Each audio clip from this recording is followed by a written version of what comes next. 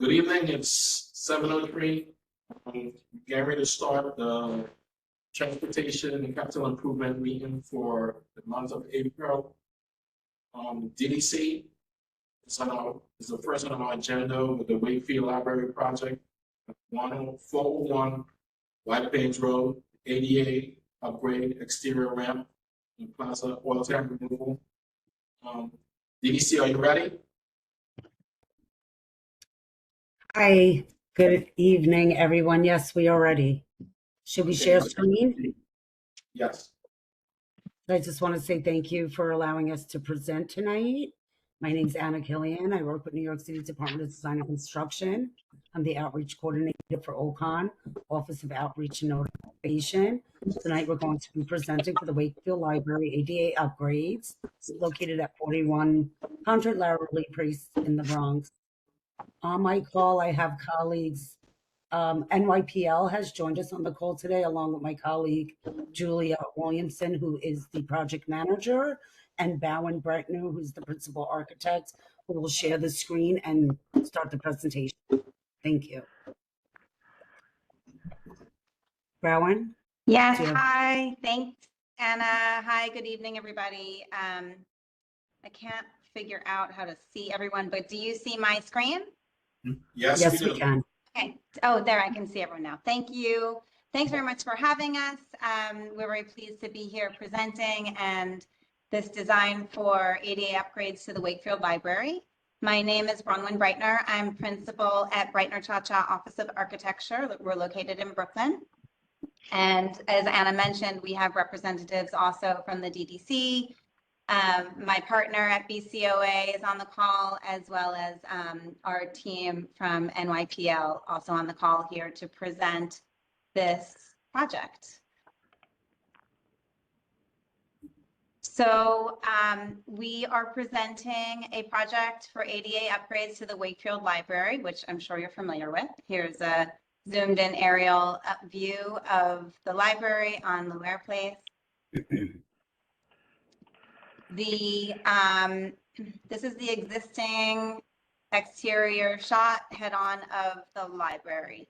So the primary scope for this project is to remove the existing stairs from the entrance sequence to the library and to replace those stairs with an ADA accessible ramp and a new set of stairs, which will allow equitable access for all library users to the main library floor, the main reading room floor of the library. There is a approximately 12.5-foot front yard setback at the front of the library, as well as a continuous fence along the sidewalk at this time. There's some landscaping. If 3475 ending in 92 could mute, please. Thanks. Here's a view looking to the south from the entry seat from the sidewalk, also of that front yard. Currently, there is a ramp that is accessed from the sidewalk to allow for wheelchair access to the library. It's a very cumbersome entry sequence that the buzzer and the librarians need to come and get back to the buzzer to buzz people in. There's often a wait time. That ramp also was added as a construction project to the library in the 80s. And is not ADA compliant. And it provides access to a cellar programming room as opposed to the main reading room. The main reading room is accessible through an elevator on the interior, but the prime purpose of this project is to allow, as I said, equitable access for all users to the reading room floor, the main reading room floor of the library, which is about nearly 7 feet from the sidewalk elevation up to the main floor. So here's an existing site plan of a shot down looking, from the sky down at the site. Here's that existing stoop entry. There's a cherry tree here on the southern edge of the of the front yard, then that's going to be retained. And then there are two very old shrubs, overgrown, not super healthy shrubs here flanking the staircase, as well as an oak tree here. All of those three are proposed to be removed to provide space for the new ramp, which is proposed. Currently, there's also a continuous fence, as you saw in the photos, which extends along the sidewalk, creating a kind of barrier to the public from that front yard. The work of this project will take place solely, the exterior work will take place only within the front yard setback in front of the building footprint. There will not be any work in the southern side yard or in this northern side yard. So the fences will remain here in the north and also on the south, as will the ramp and the landscaping north and south. So here is a plan view of the proposed ramp and stair.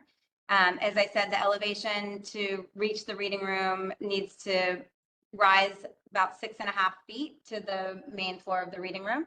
So this is an ADA ramp which exceeds the ADA minimum ramp requirement and provides access for everybody. There's a co-located entry to the stair and ramp, which was important to the team to allow for the same starting point for all those who are entering to the library. This is the proposed new stair. Here's the proposed new ramp in 3 legs with a landing, intermediate landing here. Can you see my cursor? I can't see you, but okay. Yes, we can still hear you. Okay.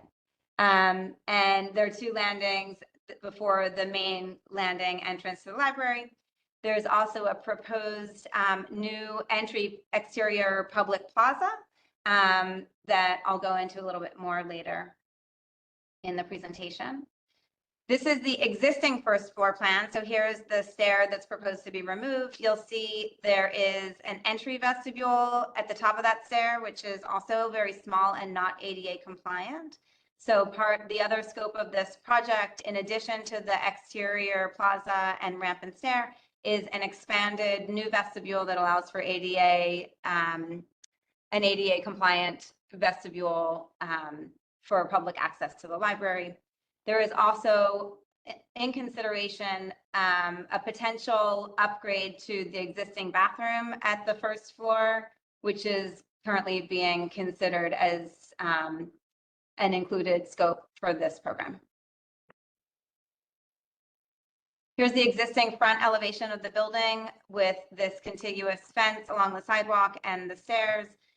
Again, this area here, south and north at the side yards, is remaining, so that fence will be remaining, but the fence between the building at the building edge to edge will be removed as part of this design proposal. And here's the front elevation view of the new ramp and staircase, as well as the new plaza and entry plaza and benches.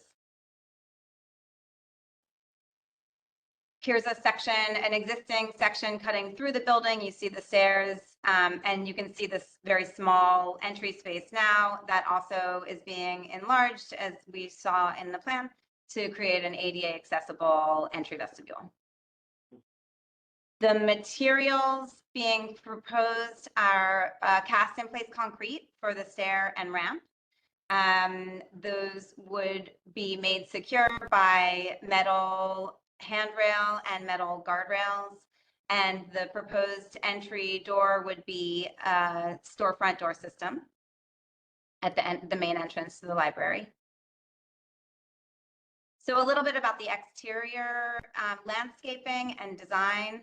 We've incorporated an L-shaped planter into the volume of the ramp that is doing 2 important jobs. One is that it softens the edge of this very long concrete mass of the ramp that's being introduced to create a kind of warmer, more welcoming appearance along the sidewalk. It also creates a datum at a horizontal point that allows for this entire first 2 legs of the ramp to be protected only by a handrail instead of by a handrail with a guardrail. A guardrail has, you know, the 4-inch pickets that you see close together that creates a very dense, solid metal reading. And we wanted to eliminate as much of that guardrail as we could from the design so that we don't get a kind of sea of metal. And so that L-shaped planter is here. We're introducing new landscape planting underneath the cherry tree, which is remaining in the southern side of the plaza, with new native plantings that we are choosing for their hardiness, durability, also visual interest throughout all seasons, and maintenance, low maintenance requirements. So those plants will be introduced in the L-shaped planter at the ramp and also in this public exterior plaza space. The other materials in the plaza proposed are concrete pavers in the plaza area, and then a wooden bench, a custom built in place wooden bench, creating the kind of framing the tree bed around the cherry tree. And then as for lighting, there are 2 historic sconces on either side of the entry door now. Those sconces will be remaining. There are also 2 street lights on the sidewalk. We'll be introducing a continuous light on the underside of the handrail all the way up the ramp and stair, so that will be well lit in the evening. And we're also proposing a light fixture underneath the bench to provide light at the plaza. So we'll go through 3 quick views, exterior views of the design. Here is that front elevation view. So you can see the extent of the ramp, the fence that's being removed along the entire length of the elevation. This is what I mean when you see this handrail here at the front portion of the ramp that is able to be there all the way along this entire run, because this planter gives a kind of datum that makes that compliant by code. And then at the back run of the ramp and along the stair, we'll have the required guardrails. Here's the L-shaped planter at the front corner of the ramp and this tree and plaza area. Here's a view looking north from the sidewalk to the stair and ramp. Also bench, that cherry tree, and some of the new landscaping proposed beneath. And then view south with similar plantings along in that L-shaped planter, seeing the ramp, you know, this extent of this first 2 runs of the ramp. So the project has been submitted to the Public Design Commission, and their next meeting is May 20th. So we're expecting feedback from them at that time. The design is estimated to be completed by fall of this year. There are, in terms of the schedule, beyond the design phase, there are 8 months allocated for bidding and award of the project to a GC through the DDC. And then construction is expected to be completed within 16 months. During that construction period, the library will be closed for some of it. The goal for NYPL would be to close the library for as little as possible, but we don't yet know exactly how much of the construction period will require that the library be closed during construction. And I've provided here at the end of the presentation the contact information for the outreach coordinator, Anna Killian, who introduced herself at the beginning of this presentation. So you have her phone number and email address here if you'd like to reach out with comments. Thank you very much. I'm happy to answer any questions, and NYPL and DDC are here as well. Yes, we would like to open the floor now for any questions that we may be able to answer tonight. And also we will be requesting a letter of resolution. District Manager, do you have any questions? Okay. No, none at the time. Is there anyone in the public that have a question?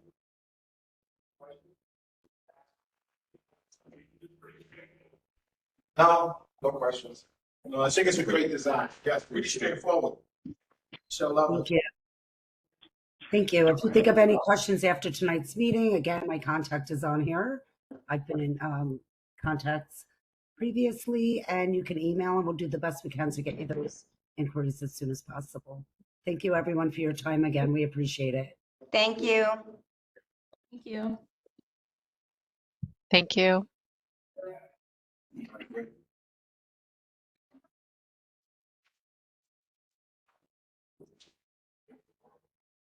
Next up, we have the Montefiore Wakefield campus conversion of Carpenter Avenue between East 233rd, East 233rd Street and East 232nd Street into a one-way. Call? Yeah, John, I Yeah. talked to Reggie. Yeah, may I speak, John? Yes, sir. Okay, I talked to Reggie Jordan, who runs the Wakefield campus, Okay, and he asked me to please ask our committee to write a letter in support for a DOT study. And my response to him says, we can do that, but when they come back with this study, if we don't like what we see, we don't have to approve it. And that was understood.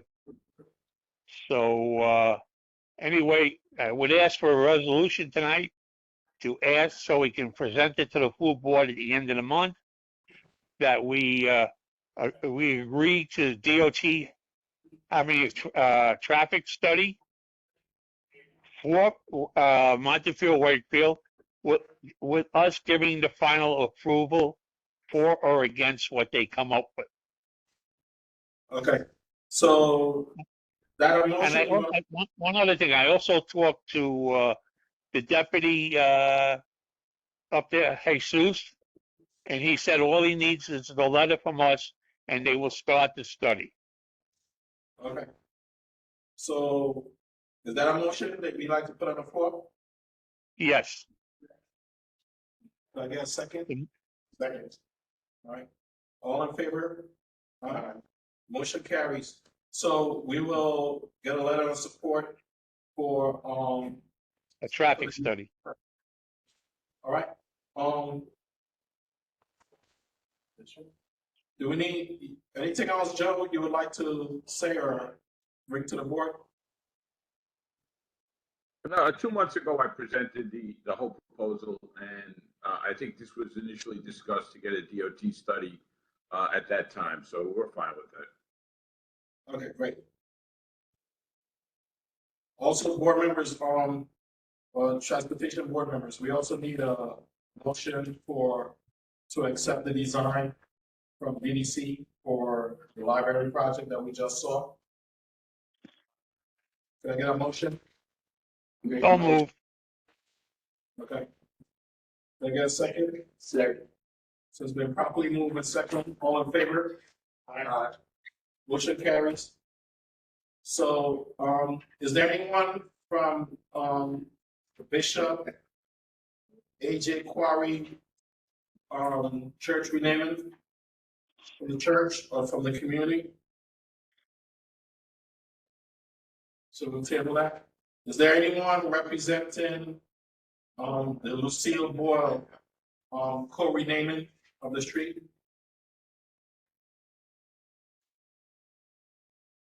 Okay, so we have, George, we have two renamings. We have one for Lucille Boyle and one for AJ Quarry Way. All right, so no one is here representing, George, no one is here representing the two street co-naming. Oh, you called it out? Okay. Yes, Nobody? nobody's here. Who do we have, who's the two? Is it Lucille Boyle, and the Bishop AJ Quarry? AJ Quarry. All right.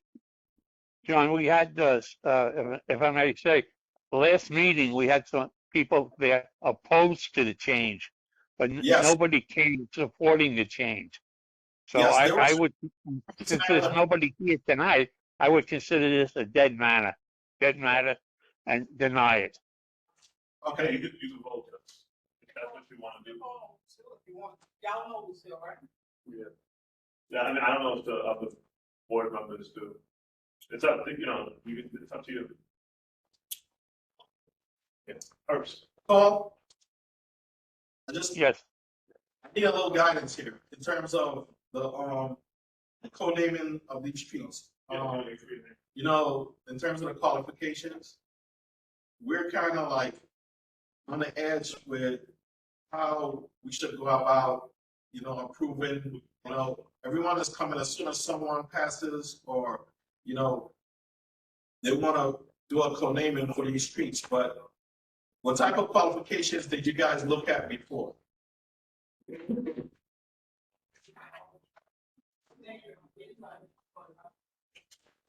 Hello, good afternoon, good evening. Good evening. Yes. Is this meeting allowed that the public, the community can speak on some of the matters that were brought up? Yes. Okay. I'm Donald Siblis and Carpenter proposal. I Yes. just had a thought that all the complaints that are being made, see, there's existing DOT signs that have worked for over 40 years because I live on 232nd Okay. and I know how that street works. And it hasn't been working because nobody's respecting the DOT signs that's already set there. And they're not being enforced. No, so that I think is the problem that exists right now, because as long as I've lived here over 40 years on 232nd Street, it works when nobody parks between 232nd and 233rd.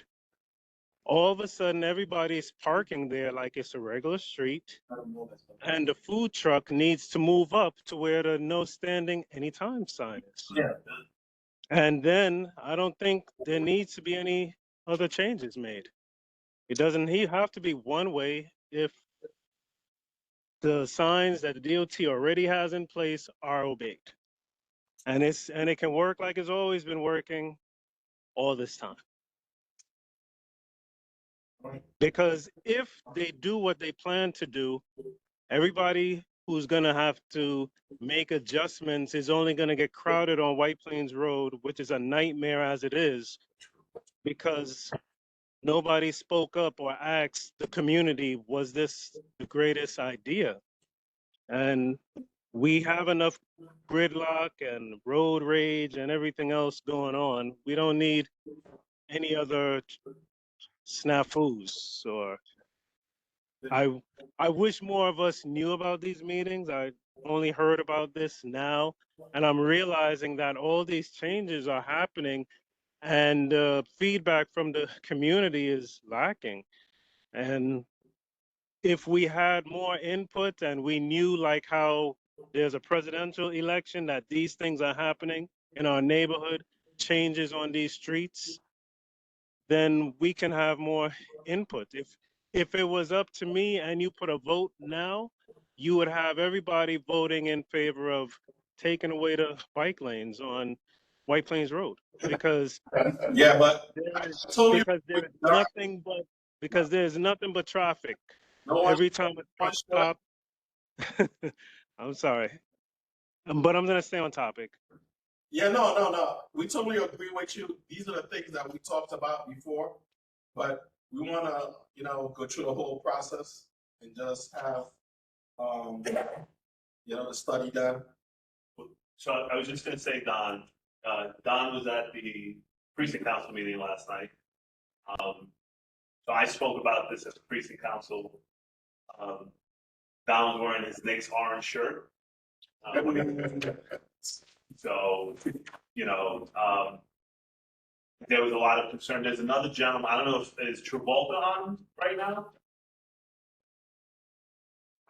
There's another person that I know was very eager to attend this evening's meeting. He had to work, but he Yes, said, good afternoon. I am on right now.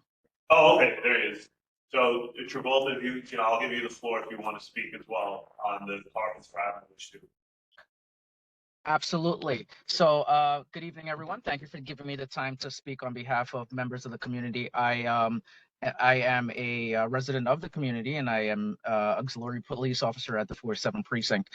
I would like to speak on behalf of a number of people in the neighborhood in the changing of Carpenter Avenue into a one-way. that proposal because so what happens right now is that it is actually I'm against it because it's used as a corridor down 232nd Street from White Plains Road. What ends up happening is that if you guys don't mind, I'm gonna see my little diagram here. All right, so as vehicles are driving on White Plains Road going northbound, they usually make the left onto 232nd Street down to Carpenter Avenue, then make a right over to 233rd. And that's because a lot of at the intersection of 233rd and White Plains Road, there is a bottleneck and a backup with vehicles trying to either with vehicles that are trying to either turn onto 233rd or go straight because it creates a havoc right there. So 232nd Street going down to Carpenter Avenue, making the right in front of the hospital is very important. It's pretty much a corridor and a good way for vehicles to bypass that 233rd Street intersection, alleviating from any congestion. You done, Travolta? Yes, I am. Thank you. That's all. Are you, is Montefiore here? Yeah, they're here. I don't know if he's still here, but. Yeah, if I could just add on to what Travolta said, that's exactly our position as well, is that the vehicle traffic that's avoiding 233rd and White Plains comes down 232nd and makes the right onto Carpenter, creating a tremendous amount of volume opposite the emergency room driveway.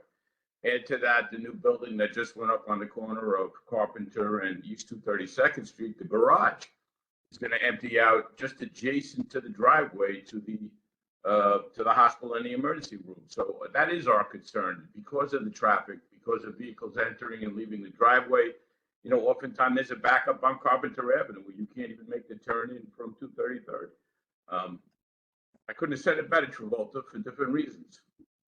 Thank you. And if you don't mind me adding also as well, the post office right there on White Plains Road and 232nd Street, that those postal trucks exit out onto 232nd Street, going down the block to head over to the Deegan to continue on their route. So if they're cut off from making that right-hand turn, it causes a problem. I can't speak on behalf of them, but also emergency vehicles. I'm surprised that Montefiore wants to do that because emergency vehicles, those ambulance does make that right turn there as well to get into the hospital emergency room. So thank you very much. Thank you. And to be honest, it goes back to what I was saying, Joseph. The signs that are already there, if they were being used, or if the traffic people were ticketing, towing, which I heard they're not able to do because there's a lack of people or places to put these towed vehicles. There's signs presently there that if nobody parked between 232nd and 233rd, you would see no traffic problems.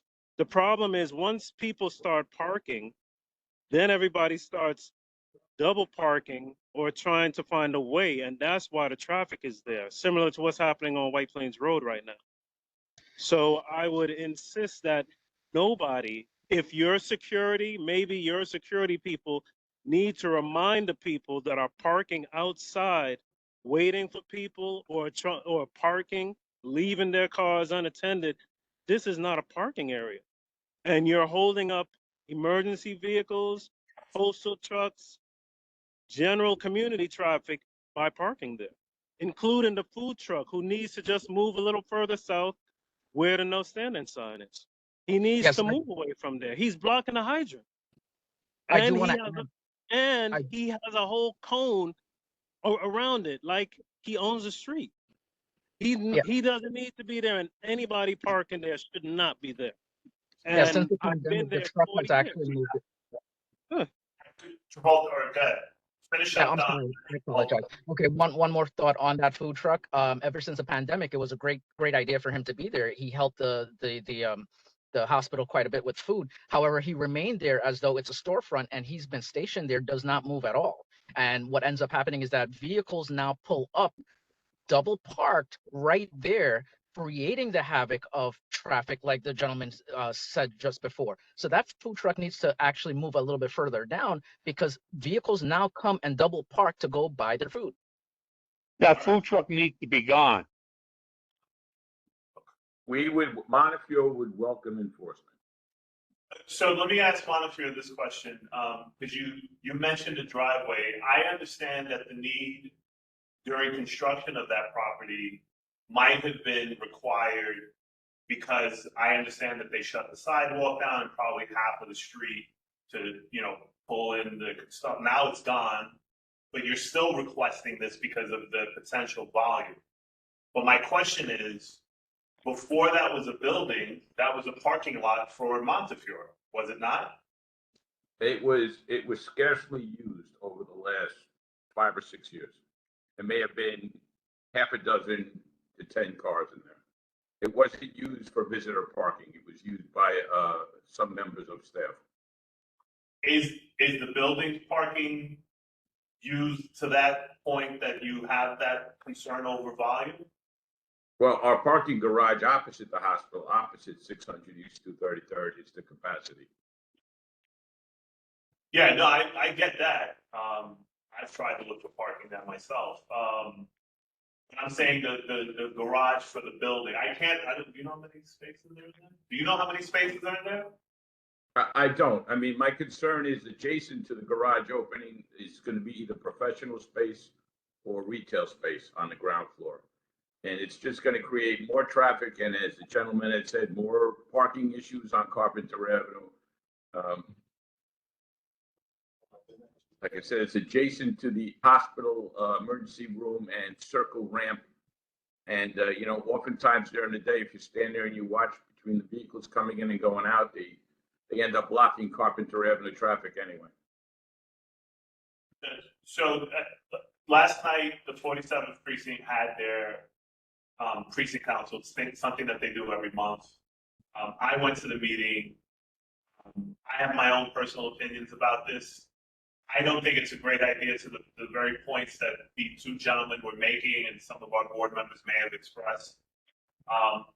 I was trying to figure out what's the best working solution. And I understand your concern that people are parking there. But that's the point that I made to the 47th precinct last night, was that they don't enforce traffic laws anymore anywhere. I mean, White Plains Road is a perfect example of them not enforcing traffic rules. And the fact that people are parking despite the fact that it says no parking.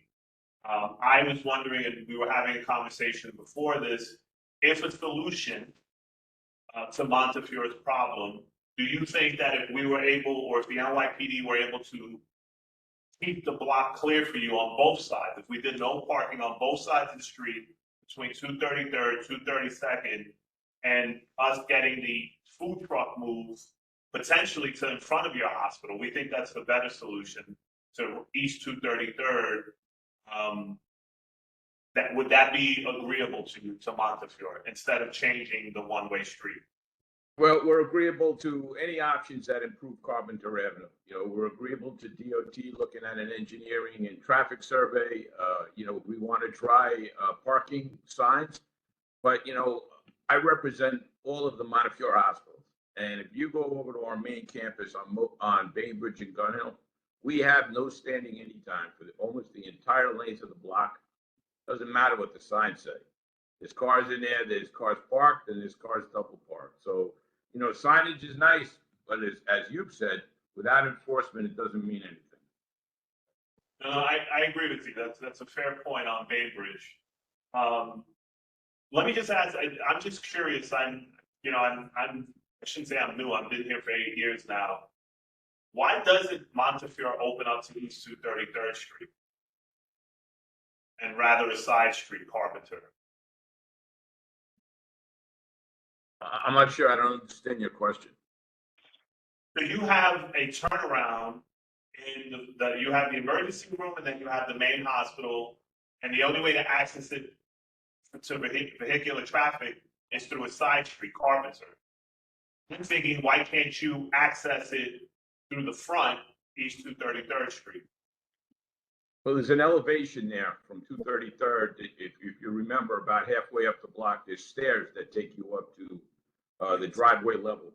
I think the other concern there, and I'm speaking for me without any kind of background on it, it's a very busy street, 233rd Street, and I'm not sure that an entranceway there would be something that we'd want to do.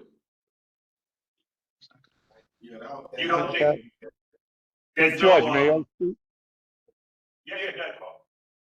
Yeah, about 6 or 7 years ago, there was a plan when they were redo the front of Montefiore Wakefield, and they were planning to put an entrance onto 33rd Street like you requested, but they reviewed it again because they would have to cut a turn lane for cars going westbound on 233rd Street through the island, which we fought for years to get put in there. And it didn't seem that it would work too well. So Montefiore dropped it. But facilities in Montefiore had looked at this, I would say 6, 7, maybe even 8 years ago. After they took over from that lady Emerson. That would predate me, but Carl, you have to admit that is one busy street. Yeah, I agree. I wouldn't like to see it being used as an entrance to Montefiore. And that's one of the reasons facilities had turned it down initially. They looked at it, they drew up plans. If you look in your office, you'll probably see plans from dating back about 8 years, say, for the entrance on 233rd Street. And at that time, who was it? Safer was in charge of the hospital, and he turned it down. So it was a good idea, but a bad idea, because what you would do is jam up traffic on 233rd. Thank you. Does anybody have anything, any other board members want to weigh in? I'm not sure if this was, I'm sure this maybe was covered, but, so if we were to go ahead and make that street a one-way, as far as the ambulance, when they exit at, from Carpenter, from the hospital, are they all gonna have to go southbound on Carpenter? Well, I would say all non-emergency traffic should be directed southbound. If they're gonna go, if they have to go to White Plains Road, they have to go down, what was that, like 3 blocks to 229th Street. And if they want to go over to the Bronx Boulevard, they have to go to 228. So that's quite a drive for them on Carpenter, for an ambulance, if they have an emergency, So I'm just wondering if that doesn't seem to be a very good proposal for me, if they're pretty much about 10 feet away from a main street. Yeah. As I said, I'd welcome a DOT study. No, there was a misunderstanding. Again, when we were talking before, is Montefiore's plan that everybody exiting the hospital would make the right turn and go down Carpenter? Yes, that's correct. Including all the traffic would flow southbound on that one block segment from East 233 to East 232. Yeah, including the ambulances, right? Yeah, all non-emergency traffic. I can't control what EMS would do if they were leaving for an emergency. I guess I don't know if that's the confusion, but I think that's the concern for us, because if you say non-emergency, if ambulances are permitted to make the left turn, you're going to have knuckleheads like myself that are going to follow those ambulances. And you're going to have people making the left turn onto Carpenter who are going to smack into those ambulances. Or, I mean, again, is there supposed to be a traffic light? There's already a traffic light, but is there going to be a separate system for ambulances, or are they going to hit the lights and sirens leaving? Like, how does that work for the ambulances? All I'm saying is I can't control what EMS does when they leave. We would ask that all traffic be directed south, just to avoid the clutter at the entrance and the exit to the ED there. What they do, I'm saying, is beyond my control. But I would say everybody coming out should make the right, go south onto Carpenter. Everybody coming down East 232 Street would make the left and go south onto Carpenter. which would reduce the volume on that one block length tremendously. You know, as you said earlier, it's used as a cut through to avoid the 233 and White Plains intersection. And listen, I've used it myself. White Plains Road is already congested. So East 232nd Street is an access point for a lot of people because White Plains Road also serves as a bus route. So when the buses are making their stops, and there's one right on the corner of East 233rd Street and White Plains Road, you get a bottleneck. I mean, it's not a bottleneck, it's only one lane, but it's really hard. So everybody makes the left turn, goes down 232nd, and then they make that right. The problem that you have is that whoever prepared this grid didn't necessarily think it through, because the only way to get down to Bronx Boulevard is you have to go all the way down to 228th Street because of the school. The school eliminates all the through streets from 228th Street to 233rd Street. So there are very limited options for pedestrians, not pedestrians, for people who drive. And I just think that this is a rather dramatic move that is, I don't think the implementation or the building of a building is going to affect it that dramatically that we have to convert it into a one-way street.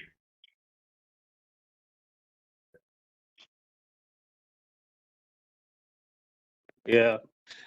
And at the end of the day, if nobody parks there, because the only reason I think you're having these issues, nobody has to park on there. And if you feel it's that strong, you should have some of your security guys out there telling people not to park, starting with the lunch truck.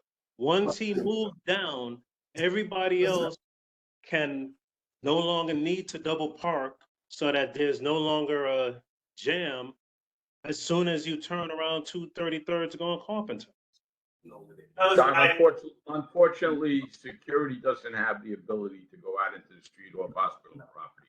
The unionized security officers, they don't have any power to move traffic other than in the traffic circle on the Wakefield property.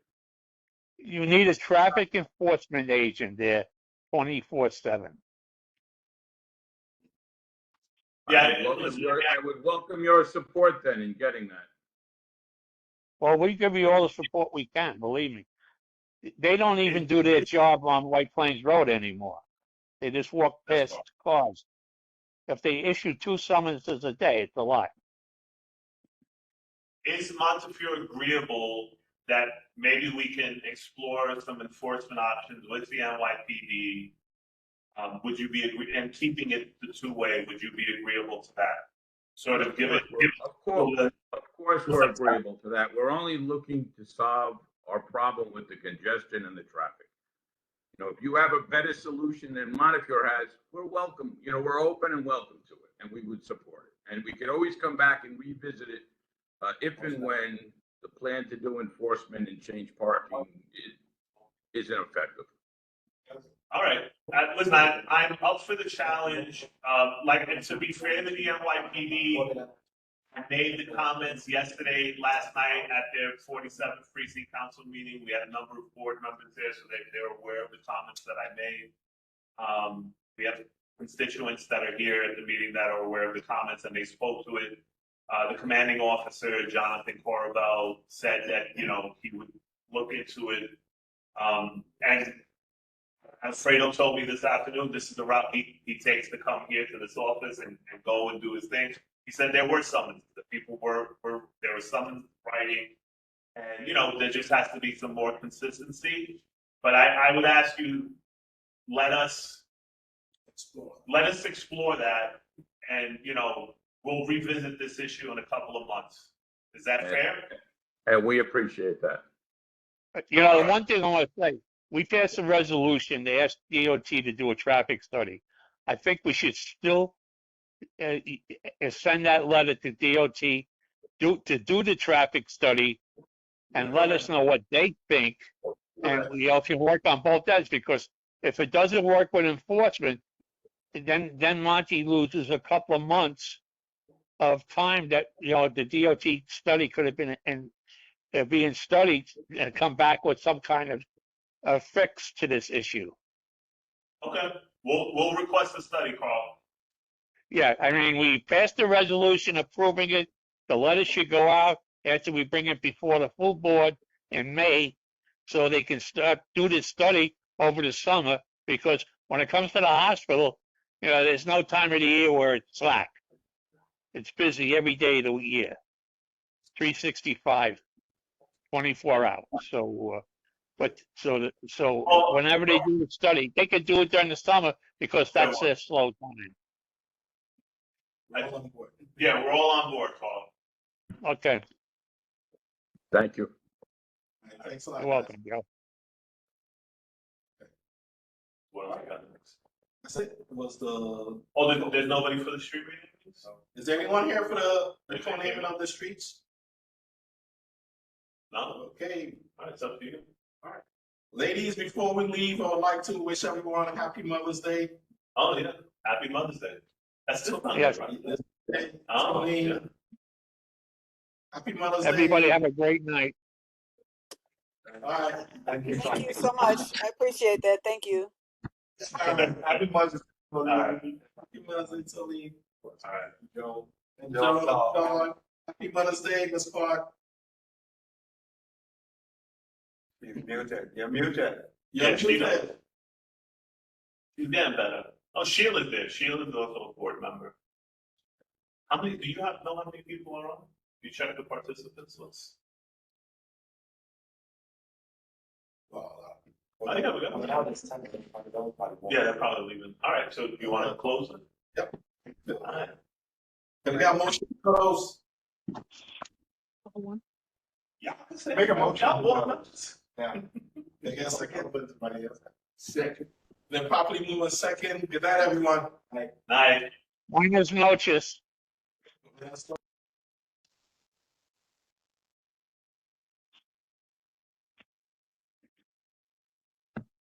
Good night, good night, good night.